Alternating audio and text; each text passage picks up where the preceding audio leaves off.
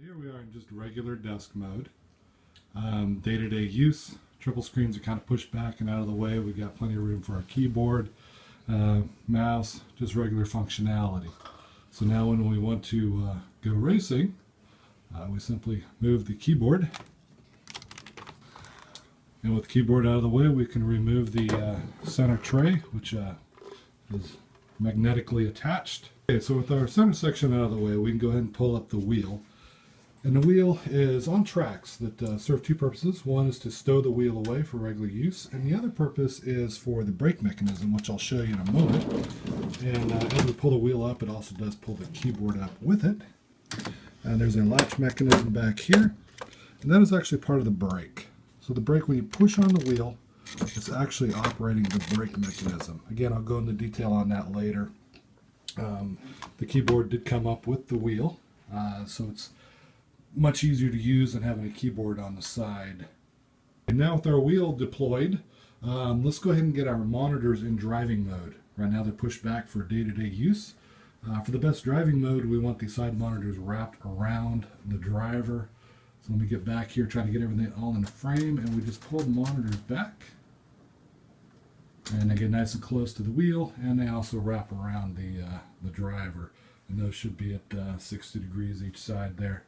Let me get off to the side here. We'll try it again, make sure we can see it, and then when we're done, we can just push the monitors in, and when we're race, we just pull them out. And also too, you may notice that the button box, the homemade button box with their Experience controller, that comes along with the monitors. Okay, well that's almost it. We do have a shifter though, so let me grab a shifter. And it's actually a device that can be removed and put back in. And our acrylic mount, we're going to go ahead and pop that guy in there. And that right now we've just got an H pattern, but we have multiple shifters. We have a sequential. We could even mount a joystick here.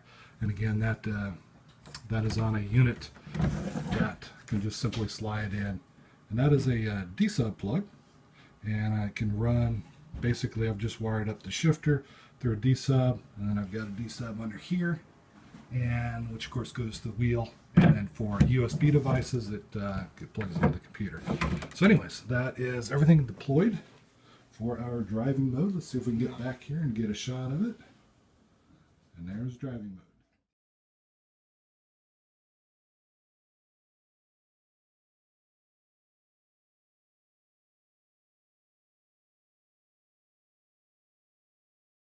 I'm going to go ahead and show the hand control throttle. Let me go ahead and move the monitors back out of the way. And the throttle, it's a ring mounted on the back side of the wheel. And so it's 360 degrees, so anywhere you pull, you can control the throttle. And let me swing back over here. Hopefully we got a good shot of it there. But that's basically it for the mechanism. Took a little while to figure out once I got it. I think I stole that from an Alex Zanardi throttle ring on his car. I saw it on a video. And within, really the controls are inside the wheel here. There's a gear mechanism operating a sensor to control the throttle. Now for a clutch, we actually do have another unit on here. Hopefully it's getting in the video. Maybe I can come around to the back. But it's this device right here. We could actually use that for a brake. In this case, we're using it for a clutch. So we can operate it from either side. It's not a 360 degree. It's pretty much you have to be pointed in a reasonable direction in order to use the clutch. So that is the throttle and the clutch. Now I'll try to show the brake.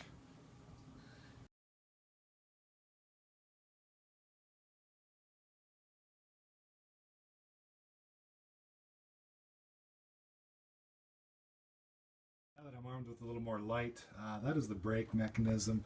As we push on the wheel, it's actually operating the load cell from a Club Sport 1 pedal set.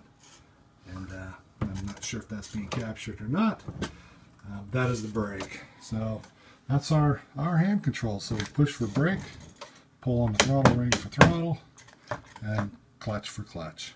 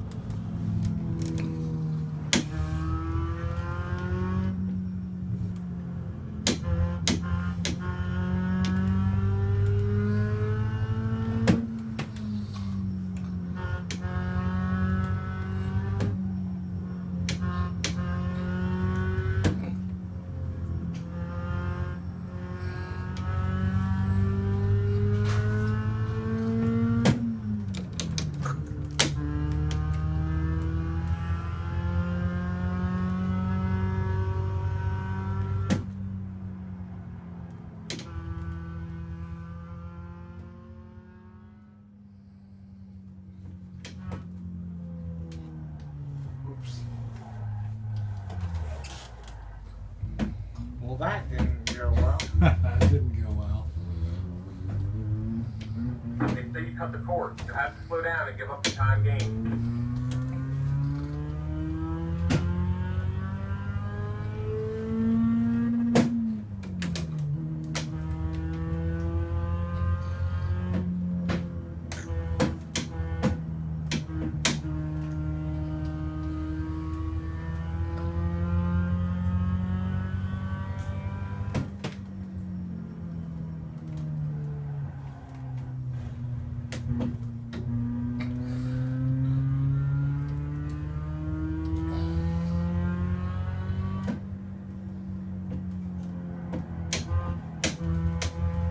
That was fun.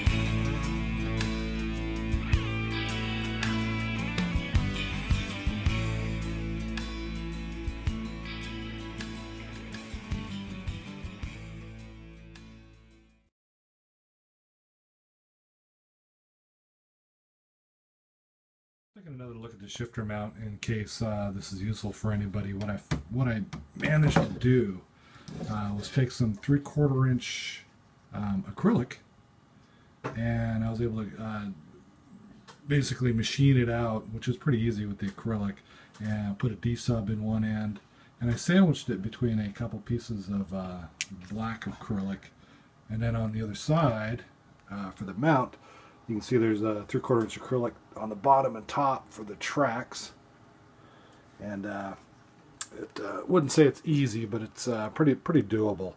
And then I just left the quarter inch acrylic black hang over the sides to make the track, and the whole shifter just plugs right into that the D-cell plug back there. So if you need to make anything that is removable, that seems to be a pretty easy way to do it. You may have noticed also too that the kludge hanging down under the desk back there, if I can get it in the video. What that actually is a counterweight. Didn't have a good counterweight yet, but the wheel itself needed a counterweight to control the spring a little bit better.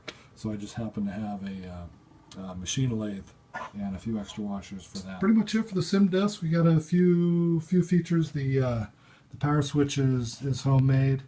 That turns off the those two control the monitors. We can turn our wheel on and off